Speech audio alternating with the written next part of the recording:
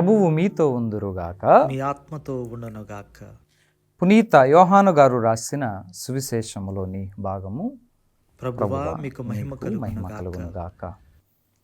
పునీత యోహాను గారు రాసిన సువార్త 11వ అధ్యాయము 19వ వచనము నుండి 27వ వచనం వరకు. మార్తమ్మ మరియమ్మలను ఓదార్చుటకై పలువురు యూదులు అచ్చటికి వచ్చి ఉండిరి. యేసు వచ్చుచున్నాడని వినినంతనే మార్తమ్మ ఆయనకు ఎదురు వెళ్ళెను. కానీ మరియమ్మ ఇంటి అందే కూర్చుండి ఉండెను. మార్తమ్మ యేసుతో, ప్రభూ, మీరు ఇచ్చట ఉండినచో నా సహోదరుడు మరణించి ఉండేవాడు కాడు. ఇప్పుడైనను దేవుని మీరు ఏమి అడిగినను మీకు ఇచ్చును అని నాకు తెలియను అనెను. యేసు ఆమెతో, నీ సహోదరుడు మరలా లేచును అని చెప్పాను. అందుకు మార్తమ్మ, అంతిమ దినమున పునరుత్థానమందు అతడు మరలా లేచునని నేను ఎరుగదును అని పలికెను. అప్పుడు యేసు, నేనే పునరుత్థానమును జీవమును, నన్ను విశ్వసించువాడు మరణించినను జీవించును. జీవముండగా నన్ను విశ్వసించు ప్రతివాడు ఎన్నటికిని మరణమును చవిచూడడు. నీవు దీనిని విశ్వసించుచున్నావా అని ప్రశ్నింపగా ఆమె, అవును ప్రభు, లోకమున అవతరింపనున్న దేవుని కుమారుడవగు క్రీస్తువు నీవేనని విశ్వసించుచున్నాను అని చెప్పాను. ఇది ప్రభుని సువిశేషము. క్రీస్తువా మీకు స్తుతి కలుగునుగాక. క్రీస్తు ప్రభుని యందు ప్రియమైనటువంటి సహోదరి సహోదరులారా, ఈరోజు పునీత మార్తమ్మ గారిని స్మరణ చేసుకుంటూ ఉన్నాం.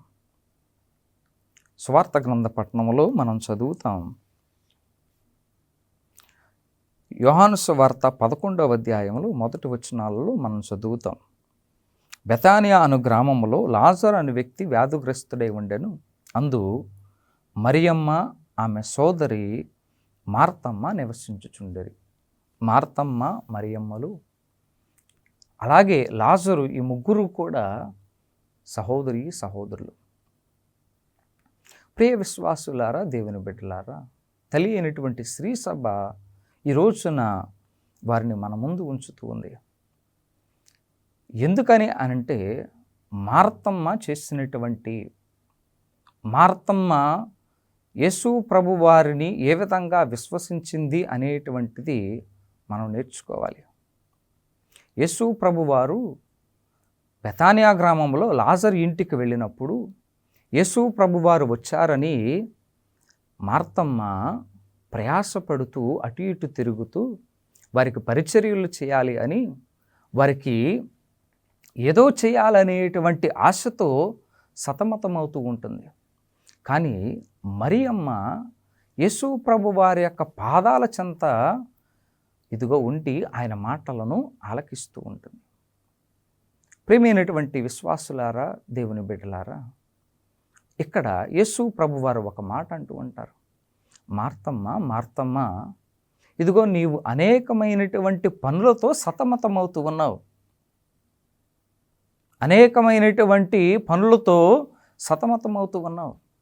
కానీ మరియమ్మ ఉత్తమమైనది ఎన్నుకొన్నది, అది ఆమె నుండి తీసివేయబడదు. ఏంటి ఉత్తమమైనటువంటిది అనంటే, ప్రియమైనటువంటి సహోదరి సహోదరులారా, యేసు ప్రభు వారి యొక్క మాటలు వినటం, యేసు ప్రభు వారిని గూర్చినటువంటి మాటలు వినటం. పౌలు గారు రోమీలకు రాసినటువంటి లేఖలో 10వ అధ్యాయంలో 17వ వచనంలో మనందరూ కూడా ఆలకిస్తూ ఉంటాం. వినుట వలన విశ్వాసం కలుగుతూ ఉంది. యేసు ప్రభు వారి గూర్చినటువంటి మాటలు వినుట వలన ఇదిగో విశ్వాసం కలుగుతూ ఉందని. ఆ విధంగా ప్రియమైనటువంటి సహోదరి సహోదరులారా, మరియమ్మ ఉత్తమమైనది ఎన్నుకుంది. మనం కూడా మన జీవితాలలో ఉత్తమమైనది ఎన్నుకోవాలి. ఏంటిది ఉత్తమమైనటువంటిది? దేవుని మాటలను ఆలకించటం. దేవుని మాటలు ఆలకించటం ద్వారా ఏమవుతూ ఉంది దేవుడు ఇదిగో తన వాక్కు ద్వారా మనకి బలాన్ని, శక్తిని ఇస్తారు. 119వ కీర్తనలో అనేకమైనటువంటి వచనాలను మనం చూస్తూ ఉంటాం.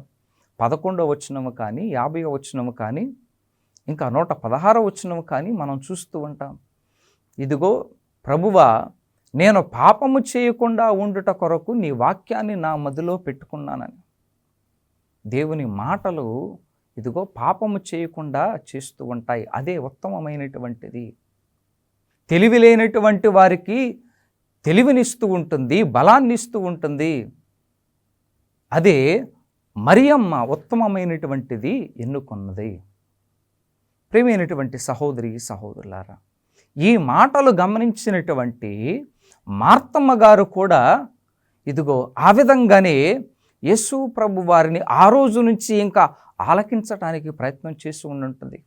అందుకని గొప్ప సాక్ష్యాన్ని పలుకుతూ ఉంటుంది. ప్రభువా, ఇదిగో మీరు ఇచ్చట ఉండినచో నా సహోదరుడు మరణించి ఉండేవాడు కాదు. ఇప్పుడైనను ఇదిగో మీరు దేవుని ఏది అడిగినను కూడా ఇదిగో మీకు దయచేస్తాడు అని ఇదిగో ప్రియమైనటువంటి సహోదరి సహోదరులారా, మార్తమ్మ తన విశ్వాసాన్ని ప్రకటిస్తూ ఉంది. ఇక్కడ మార్తమ్మ 3 పనులు చేస్తూ ఉంది. యేసు ప్రభు వారిని తెలుసుకున్న తర్వాత ఉత్తమమైనది ఎన్నుకో అని చెప్పిన తర్వాత మార్తమ్మ కూడా మరియమ్మలాగా ఉత్తమమైనది ఎన్నుకుంటుంది. ఏంటిదనంటే దేవుని వాక్యాన్ని ఇదిగో ఆలకించటం. దేవుని వాక్యాన్ని ఆలకించటం, అనుసరించటం, ఆచరణలో పెట్టటం. దేవుని వాక్యాన్ని మనం పఠించాలి, పాటించాలి, ప్రకటించాలి. అందుకని ప్రియమైనటువంటి సహోదరి సహోదరులారా, ఏమంటూ ఉంది మార్తమ్మ?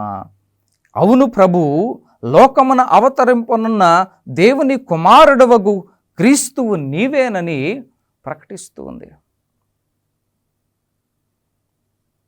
దేవుని మాటలను ఆలకించినటువంటి మార్తమ్మ ముందుగా ఇదిగో ఆ ప్రభువుని విశ్వసించింది. అందుకని నా సహోదరుడు ఇక్కడ ఉంటే మరణించి ఉండేవాడు కాదని తన ప్రగాఢమైనటువంటి విశ్వాసాన్ని ప్రభువు మీద ఉంచుతూ ఉంది.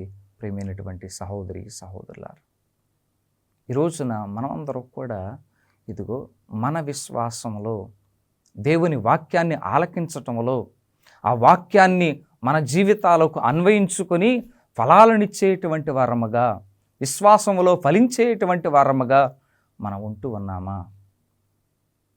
ఒకసారి ఆత్మ పరిశీలన చేసుకుందాం.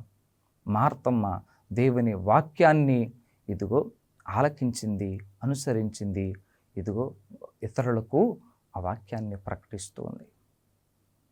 జ్ఞానస్నానం పొందినటువంటి ప్రతి ఒక్కరము కూడా ఇదిగో దేవుని సువార్తను ఆలకించి ప్రకటించేటువంటి వారముగా ఉండుట కొరకు ప్రభువు మనల్ని పిలుచుకొని ఉన్నారు.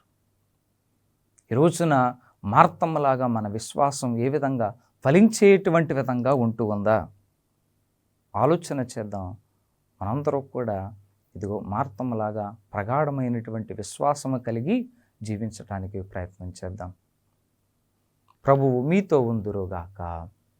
సర్వశక్తి గల సర్వేశ్వరుడు, పిత, పుత్ర, పవిత్రాత్మ సర్వేశ్వరుడు మనందరినీ దీవించి ఆశీర్వదించి కాచి కాపాడునుగాక. ఆమేన్. గుణదల మాత మా ఆశ్రయం, కరుణామయీ నీవే మా జీవనం, విజయవాడ వెలుగై నిలిచినవే మరియమ్మ, నీవే మా ధైర్యం.